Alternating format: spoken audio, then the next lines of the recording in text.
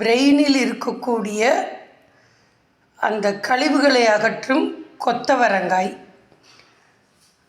போனுகளுக்கு சக்தி தரக்கூடிய கொத்தவரங்காய் கறி, மூளை நன்றாக வளர்ச்சி அடையவும் எலும்புகள் வளர்ச்சி அடையவும் உள்ள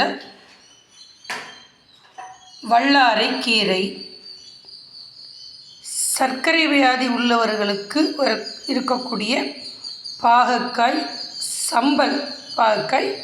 சம்பல், புளிச்சக்கீரை. இந்த புளிச்சக்கீரை நோய் எதிர்ப்பு சக்தி நிறைந்தது. அது மட்டுமல்லாமல் இந்த புளிச்சக்கீரையில் இரத்த அணுக்கள் ஹீமோகுளோபின் குறைவாக இருக்கிறவங்களுக்கு இந்த புளிச்சக்கீரை சாப்பிடலாம். அடுத்தது, இந்த புளிச்சக்கீரையில் அதிகமான அயன் இருக்குது. அயன் கண்டென்ட்டு அதிகம் வேணும் அப்படின்னா இந்த புளிச்சக்கீரையை நீங்கள் சாப்பிடலாம்.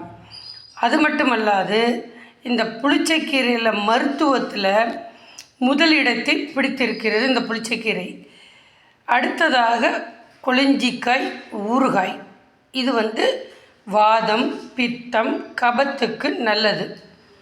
அப்பளம், இது இல்லாட்டி நமக்கு சிறப்பாக இருக்காது.